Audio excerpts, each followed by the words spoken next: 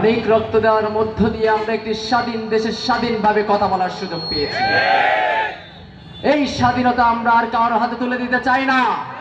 আমরা হিন্দু মুসলিম ঐক্য যাই আছি, সবাই আমরা একসাথে তাল মিলিয়ে আছি।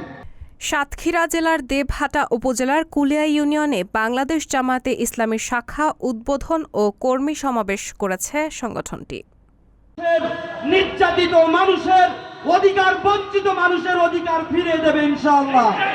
কুলিয়া ইউনিয়ন আমির মাওলানা আনোয়ারুল ইসলামের সভাপতিত্বে প্রধান অতিথি হিসেবে উপস্থিত ছিলেন সাতক্ষীরা জেলা আমির হাফেজ মাওলানা মুফতি মুহাদ্দিস রবিউল বাশার। সমাবেশে আরও উপস্থিত ছিলেন জেলা জামায়াতের সহকারী সেক্রেটারি প্রভাষক ওমর ফারুক, জেলা জামায়াতের সিনিয়র সহকারী সেক্রেটারি আলহাজ মাহবুবুল আলম, জেলার অন্যতম সদস্য এম আসাদুজ্জামান মুকুল, উপজেলা জামায়াতের আমির মাওলানা অলিউল ইসলাম, সেক্রেটারি হাফেজ ইমদাদুল হক, বৈষম্য বিরোধী ছাত্র আন্দোলনের অন্যতম সমন্বয়ক নাজিমুল হাসান রনি ছাড়াও উপজেলার বিভিন্ন নেতাকর্মী। কারণ বাপের কথা বাংলাদেশে চলার জন্য নয়। সমাবেশে বক্তারা বলেন, বাংলাদেশ ৭১-এ স্বাধীন হলেও আমরা তার কোনো সুফল পাইনি। আসুন আমরা সৎ লোকের মাধ্যমে সুশাসন প্রতিষ্ঠা করতে একত্রিত হই। মানুষের তৈরি আইন শান্তি প্রতিষ্ঠা করতে পারে না। শান্তি আনতে কুরআনের আইন প্রতিষ্ঠা করা জরুরি। আমাদেরকে এক একজন নেতার ভূমিকা ওমর রাদিয়াল্লাহু তাআলার মতো হতে হবে।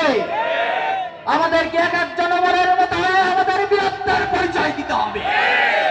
কারণ স্বৈরাচারী আওয়ামী লীগ সরকার ক্ষমতার অপব্যবহার করে নতুন নতুন আইন তৈরি করে দেশের মানুষদের অন্যায়ভাবে হত্যা, গুম, জুলুম, নির্যাতন করেছে। তাদের জুলুমে সবচেয়ে বড় শিকার হয়েছে জামায়াতে ইসলামীর নেতাকর্মীরা।